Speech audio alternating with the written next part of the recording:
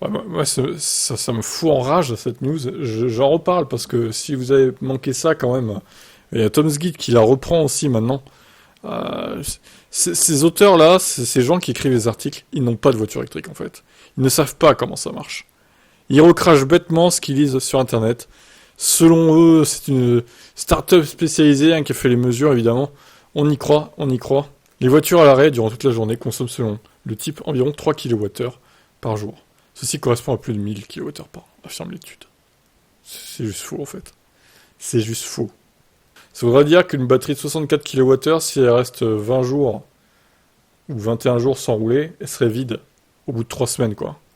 À partir de 100%. Hein. Si elle reste 3 semaines à l'arrêt, elle serait vide. C'est faux, archi faux. Totalement.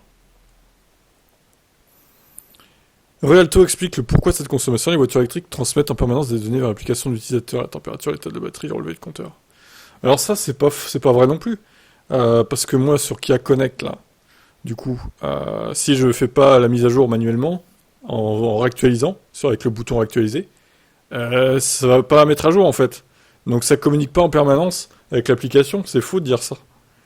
Pourtant, les smartphones et les ordinateurs font la même chose en envoyant des données en permanence. Et Realto précise que les voitures le font beaucoup moins efficacement. Bon, c'est du bullshit. N'importe quoi. Donc Realto, là, de la merde, hein, ce site, n'allez pas les croire, eux. Alors oui, il y a des voitures électriques comme les Blu-ray Blue Car qui sont des merdes sur roues, qui consomment sans rouler, effectivement, pour maintenir la batterie à la température. Et là, on doit même être un peu plus que 3 kWh, je pense. On doit être à plus hein, par jour. Mais évidemment, s'ils ont pris ces voitures-là, plus les Tesla avec le mode Sentinelle activé, s'ils ont fait la moyenne des deux, oui, effectivement, on va trouver 3 kWh. Mais c'est pas la réalité du marché de la voiture électrique, en fait, c'est ça le truc. Donc, faut arrêter, hein. Les fake news, ça suffit. Hein. Et le pire, c'est qu'il y en a qui vont s'en servir comme un argument, alors que c'est totalement faux, quoi. Donc, je sais pas ce que c'est leur graphique de merde, là, franchement, poubelle, quoi. Ce site, il faut cancel, hein. Boycott, hein. Bon, je vous laisse commenter ça, là, ça m'énerve.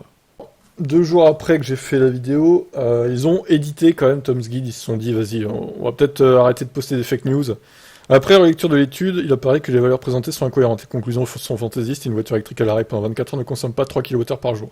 Cette valeur est trop grande pour être prise au sérieux. Par exemple, un Cumulus consomme entre 3 kWh et 7 kWh par jour. Ah oui, c'est ça. Une voiture électrique à l'arrêt consomme autant pour l'envoi de messages reste improbable, relève de l'improbable, suite à vos commentaires soucieux de la diffusion d'une information trompeuse à propos des voitures électriques. La rédaction de Tom's Guide a reproduit les calculs de l'étude. Le résultat est très éloigné de celui présenté par l'étude de Realto. Nos propres mesures sur une voiture électrique confirment ces incohérences. Bien sûr. Bon, au moins, ils ont eu les couilles de faire un edit. Ils auraient pu très bien supprimer l'article, tout simplement.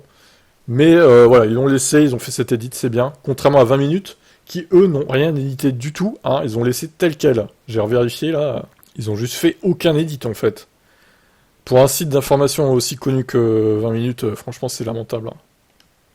C'est lamentable. Comme une télé sans veille. Ouais, d'accord. Compare une télé à une voiture électrique. Ils sont bidons, quoi. Regardez le nombre de partages. 1600 partages. C'est ce qu'ils voulaient, hein. C'est ce qu'ils voulaient faire, hein. Donc 1600 anti-VE ont partagé cette fake news. Et ils vont se dire sur Facebook ou Twitter ou autre, regardez, les voitures électriques, c'est le mal. N'achetez pas cette merde. C'est une arnaque. Voilà. C'est ça, c'est ce qu'ils voulaient faire. Et ils ont réussi. Voilà, bravo. Bref, ça fout la rage, hein, quand même. Hein. Ouais, ciao.